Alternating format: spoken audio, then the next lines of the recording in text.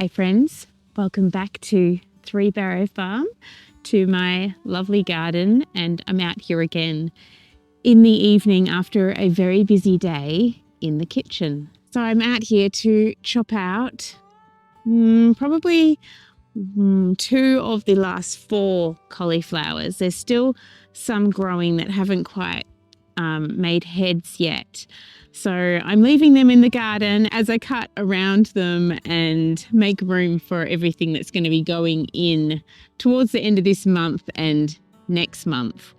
And as you can probably tell, it's very windy today. I think it's going to be really windy tomorrow as well. The spring winds are definitely here, and it makes it a little bit difficult to garden outside, but we just have to keep going. However, needing to process all the food that I have been harvesting, I've had a day in the kitchen today. So I've been out of the wind and it's sort of settled down a bit now, and the sun is just at that beautiful height at this time of year where it's still keeping us warm, but it's not too hot. Eventually that west sun in the summer gets way too hot for us to be, well, for me to be sitting here like this without sun hat or protection from the sun.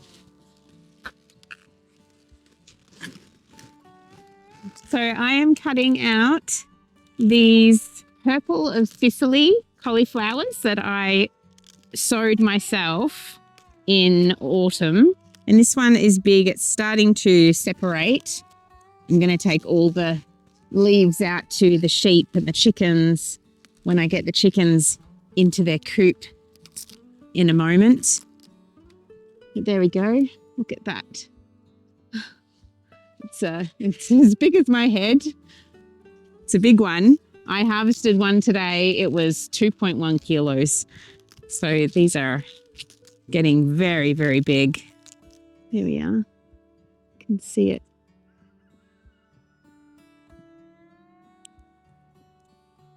And I use everything all the way down to the woody part of the stems. I did have one that was shooting up much higher than this in parts of it, and the stems were a little bit woody. You can tell when they're woody when you're cutting them, and there's a little bit of a white ring inside the stem. So you just want to cut that away until you don't have the woodiness there, or else it's going to be hard to chew. So when I've been blanching these, the purple part actually turns green. So as I'm blanching them in boiling water, the purple is coming out into the water. So the water ends up being purple. And then they're this most vibrant green after cooking them. So that's really interesting and nice as well. They're sort of the same green color as the stems are in the end, but you can sort of see that at the sides, these cauliflowers are white, so they must turn purple where the sun is hitting and not where the leaves are sort of protecting them from the sunshine. So yeah, it's interesting. You would have probably noticed a few videos ago, one of them wasn't turning purple and then all of a sudden it was like overnight or a few days it turned purple, and that's because the leaves opened up and it got access to the sun, I'm guessing, and matured enough to turn purple. But yeah, these are beauties. I've got another one behind me. I've also got dogs that are tied up that are sitting behind me trying to get close to me. I received these seeds from a friend in America ages ago, and these ones actually, they were packed in 2019. So I'm pretty sure I got them 2021. Anyway, these are the seeds that she sent me, and they are just really lovely. They taste really nice as well. They're different in sort of texture, maybe because I've picked these a bit later though, whereas these ones in the photo, they're quite tight and small like cauliflowers generally are. But I thought I'd show you those seeds and which ones they are. I'm sure you could find a company that sells them here. In fact, I'm pretty sure I've seen quite a few of the purple of Sicily seeds in some seed shops. While I'm sitting here, I'm looking at the area where, if you remember quite a while ago when we were growing mushrooms inside, I put the rest of the mushroom block out here on the garden.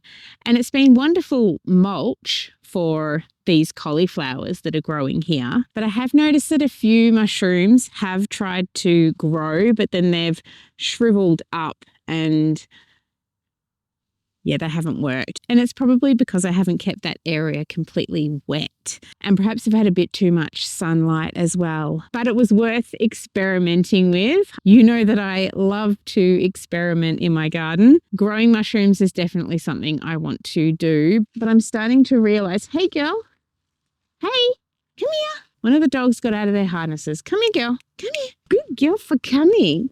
She doesn't generally come. She's a bit of a, you like to not listen, don't you? Yeah. You got out of your harness again. We have to try some new harnesses that we got today. Hey? So, yeah, I'm feeling the to-do list is too long for us to start too many new things. So the mushrooms will eventually happen, but perhaps after we've done all of this construction in our garden. Your sister is upset because you're free and she's not. That's not fair. All right, I got Jackie back into her harness and hopefully I have 10 more minutes to finish chatting to you all. So today, alongside blanching and freezing the cauliflowers, I have been baking bread. So I baked 4 loaves of the gluten-free bread that we love. And if you like the recipe, I shall link the video that I've made on my gluten-free bread. So head over there to watch the video and get the recipe on how to make it. I also processed a whole heap of kale in my dehydrator today, and I've still got heaps behind me to harvest and process and lots in the other bed as well. So I've been freezing some, so freezing it without blanching it, and that will be used for smoothies. And we've been eating a lot of the kale in eggs as well. So we've been shredding up the kale and cooking it up and then doing scrambled eggs with it. So yeah, it has been windy today and it's been nice to be inside. Next week is looking warmer, which is really exciting, but it's also reminding me that I need to get mulch down on my gardens because things are drying out with this wind as well. My pumpkins and rock melons and zucchini and cucumber seedlings are looking really great. They're getting their second. I think some of them are just about to sprout their third leaves. So I really have to pot them up because they're getting much larger now. So I will be potting them up probably next week. And I might plant some of them out into the garden under frost cloth. We'll just have to wait and see. I can definitely see that next week we're going to have a few frosts overnight. So I've just got to wait until some of those frosts pass and then get them out into the garden. So the other day it was a week since I did my sauerkraut that I made last week. And my little jar, that little jar did not work. So it really helps to actually have the lid with the fermentation attachment on the top of the lid. The little jar had a little bit of mold and it smelt a bit bad. And yeah, so I just chucked it. Luckily, it was only a small amount, so there wasn't a lot of waste. And the other jar is really delicious. I've had some today and I've whacked it into the fridge now. So I have that fermentation lid to use for another batch. So I'll be picking another cabbage probably tomorrow and processing another jar of sauerkraut. I need to buy more of those lids so then I have the ability to make more than one jar at a time. And I think putting that metal lid on without, like I didn't put a ring around it, so it had, it was able to breathe, but yeah, it didn't work, that little jar. So it was worth the experiment though, to see what happens. It's always worth experimenting. I think I've already said that today. The hen that was sitting on the eggs, she's not sitting on them anymore, unfortunately. She sat on them for a couple of days and she was acting really broody, but she's now not acting broody. So we're hoping that perhaps she changes her mind and sits on eggs again once it gets warmer. We're not sure if it was that sort of snap of warm weather that got her into it and then it got cold and so she decided not to, or whether it was the other hens disturbing her. Well, we'll see. what happens. And hopefully, fingers crossed, one of our hens gets broody and we can get some chicks. But because it's October now, they really need to get broody soon. Because once it gets to December and it gets really hot, they just fry the eggs underneath them. We've had some hens that have decided in December and January to sit on the eggs, and they just end up heating the eggs too much, and they basically fry and they don't work. So yeah, fingers crossed someone decides to sit on eggs. If not, we will probably go and get some more hens from someone, because we've had a few hens, a few old ones that have passed away this winter, and we'd like some more. We'd like to be able to supply eggs to more than just our household. At the moment, we're getting 6 to 7 eggs a day, which is fantastic. But yeah, we'd like to be bringing in maybe 10 eggs a day. That would be nice, because they're all pets basically. My children love them so much. The older ones aren't laying as much, but they're still living the good life here.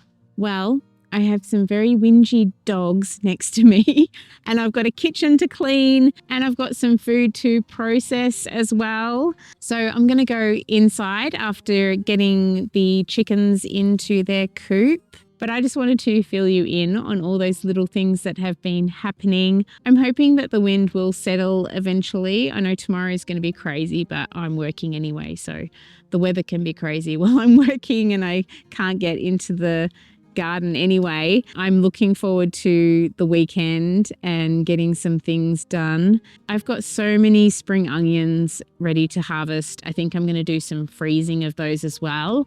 I love freezing spring onions and then grabbing them out of the freezer. I just freeze them all chopped up and fresh, and it's perfect. You just grab them out and you add them to any dish you want to. They seem to hold their structure really well. So I'm looking forward to freezing some bags of spring onions. I really need some good solid days out here to tame the garden a bit more. But doing it bit by bit is kind of handy, because I can spend time processing the food and also prepare the sections, one section at a time. I'm really keen to get some carrot seeds into the ground. I still haven't gotten those. I'm noticing that there are some sunflower seedlings coming up. There's one that's this big already, and the frosts haven't affected them, which is what I find from the seed that drops from the sunflowers in my garden, is that they've adapted to the weather. And over time, I've saved these seeds over and over again, year after year, and I'm using those seeds in my garden, and they're used to the frost. So it's quite interesting. I had sunflowers once in December. So they started growing in August and they didn't get affected by any of the frosts. And then they grew, and I had sunflowers for Christmas Day.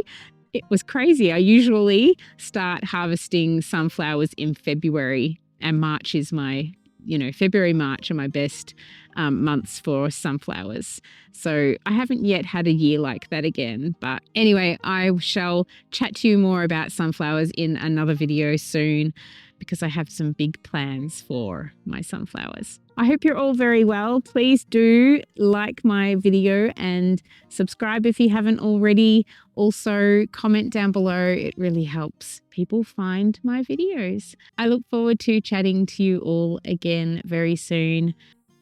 That whining there is the indication that I need to stop chatting. See you, friends.